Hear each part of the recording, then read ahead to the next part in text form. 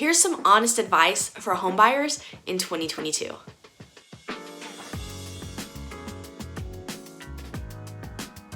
Hey y'all, it's me, Melanie Beran with Wyatt Properties, myhomeinhouston.com, and I want to just talk with you if you're considering buying a home in 2022 as a buyer's agent who is currently working with buyers in the Houston market. I want to help you understand what to expect. If you're not in the Houston market, a lot of this is still going to apply to you. But I just want you to be in the right mindset so that when it's the right time for you to go through your pre-approval, start buying a home, you are in the best mindset possible to have the best experience possible and buy a home that you can love for a really long time. But before we get to all that, make sure that you like this video and you subscribe so you get all the information that you need on your home buying journey. All right, so now that we've got the promo out of the way, let's talk about the honest advice that I think home buyers need in 2022. I work with home buyers here in the Houston area. I'm actively currently working in the market. And one of the biggest things that I'm seeing right now is if you've been window shopping online, your number one piece of advice is going to be to adjust your expectations. It's pretty common when you're considering buying a home and you kind of know that that's on the horizon to maybe start looking at Zillow or Realtor or any of those to kind of see what's out there. And a side note, in Houston, we're always going to recommend using har.com. That is our local real estate site, and that's where all those sites get their information from anyways. But we're going to recommend when you go in har.com, if you've been looking for the last year or two, what $250,000 would have bought a year or 2 years ago is a little bit different than what it would have bought now, or what it will buy now. For example, we bought our home in 2017. We paid about $185,000 for it, and obviously that's a little bit longer. That's about 4.5 years ago. It was when we bought. Our home is now worth on the market $235,000 to $250,000. So we bought for $185,000. And the home values have risen to the point where this home could now be sold for $235,000 to $250,000, with just a few minor updates that we've done to it. Especially in the last couple of years with everything that's been going on and continues to go on here at home and around the world, home prices and home values have changed. And what you were window shopping at $200,000 last summer or the summer before is more likely going to be $230,000 to $250,000 this year. That doesn't mean that you're overpaying for something. That doesn't mean that there's a bubble and the prices are going to crash and come down, because this is a totally different situation than 2008 when that happened before. One of the things that we need to help understand is that a home is not like Target, right? Where you go to the store and there's a sticker on it that says $185,000, and so you pick it up off the shelf and you buy it and you take it home. When you're looking at homes, there is one version of that house, and that house is listed at $235,000. And if there are multiple people willing to pay $235,000 for that home, it's not overpriced just because last year it would have sold for $220,000. So it's a supply and demand thing, and the homes listed on the market, the number of those have gone down. The number of buyers wanting to buy has gone up. And so when you have supply go down and demand go up, economics 101, prices do go up. However, 2008 was caused by a whole different set of issues that are not present now. So the crash that happened in 2008 is not at all expected to happen anytime in the near future. So if you're planning to buy in the next couple of years, I would say that it is risky to say, well, I'm going to wait a year or two until the market crashes and everything comes back down. That is highly unlikely to happen, and I need to be honest with you and let you know that. If it's not the right time for you to buy a home, I'm not trying to pressure you into buying a home when you're not ready and it's not the right time for you. But I do want to be honest with you that those of us who are working in the industry day in and day out in real estate, we're not seeing the conditions that precipitate a crash in a year or two and all the homes becoming, $50,000 to $100,000 cheaper. Not likely to happen. So I need you to adjust your expectations and understand that what you saw a year ago online is going to be more expensive this year. And when you're looking at that home, especially in the first-time home buyer range, which is typically going to be under $250,000, under $300,000, where there's a lot more competition, not as many homes, the homes are also probably going to need more work. So that is going to shift us into honest advice number 2. So honest advice number 1 was just to adjust your expectations.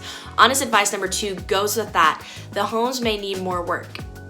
When you're buying a home, I need you to adjust your expectations that the home that you purchase on day 1 very well might not be Instagram ready. And that is okay. It is okay for the home that you purchase to not be ready on day 1, for you to see projects and updates that you want to make in the next 2 to 5 years. When we bought our home, actually the shower and bathtub in the owner's suite, primary suite, was not working, and we had already negotiated some other repairs.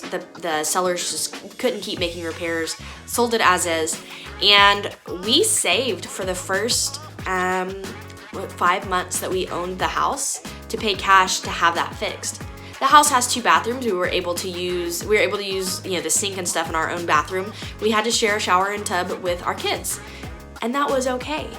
And we saved the money, We bought the house in October. I was pregnant. We knew we were having a baby in May, so we had said, okay, by spring break, we're gonna get this bathroom fixed the way that we want it. We were able to put in a great bathtub, new tile, all those things. It's okay if your home's not Instagram ready, and I need you to expect that there are gonna need to be some cosmetic updates that you're probably gonna need to make, especially if you're buying in the under $300,000 range, and just let you know that that's okay. We feel all this pressure to like move in on day 1 and have the furniture and the paint and it's beautiful and blah, blah, blah. And the reality is, just like a lot of other things with social media, it's gonna take some time. It's gonna take some effort. It might take a little bit of money, but that's okay. Honest advice number 1 is to adjust your expectations on what's going to be available in your price range. Honest advice number 2 is to expect to do some cosmetic updates after you purchase the home, either in the immediate, right after if you have the funds for that, or in the next 2 to 5 years after that. Tip number 3, and it goes along with those 2, are to consider the long-term investment.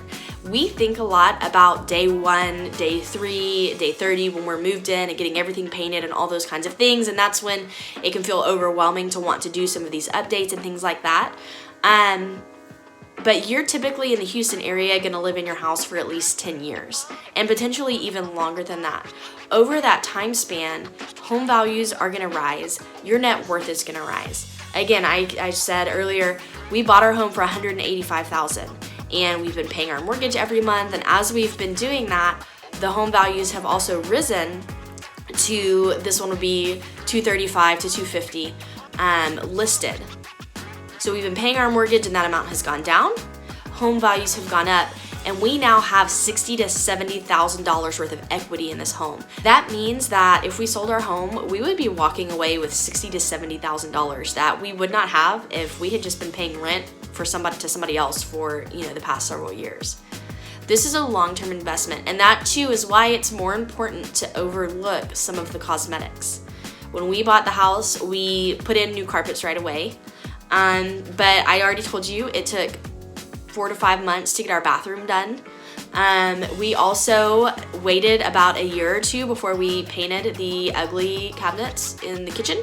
I kind of wish I had done it earlier, right? It looks so much better, but y'all, painting the cabinets was a $100 investment for paint and like a long weekend worth of work, and it looks so much better.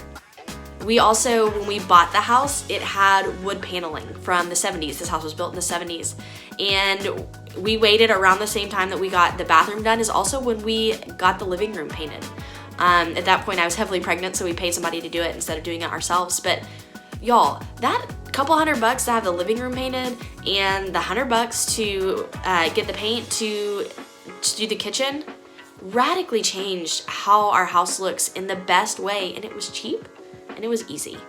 That improved our long-term value of the home, and we were able to overlook, again, these cosmetic things because we're considering how much is our net worth gonna improve for our family if we go ahead and buy this house that is not quite perfect, but that we can make better.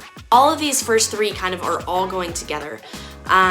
You adjust your expectations, overlook cosmetic issues, and then just consider the long-term investment of it might not be perfect on day 1, but you're probably gonna live here for the next 5 to 10 years, and you can make improvements along the way. So those are your first 3 pieces of honest advice for home buyers. And actually, we're gonna pause there because this video has been kind of long enough, and those 3 kind of all go together, and the next pieces of advice I'm gonna give you all go together. So this will be part 1. You'll have a part 2 next week, so make sure that you come back. If you have any questions, make sure you leave them in the comments, or if you disagree with me about something, I'm happy to engage with you on that as well. There's a link in there in the comments or in the description of this video to download my first time homebuyers guide. I'm Melanie Beran with Wyatt Properties. I hope something really great happens to you today.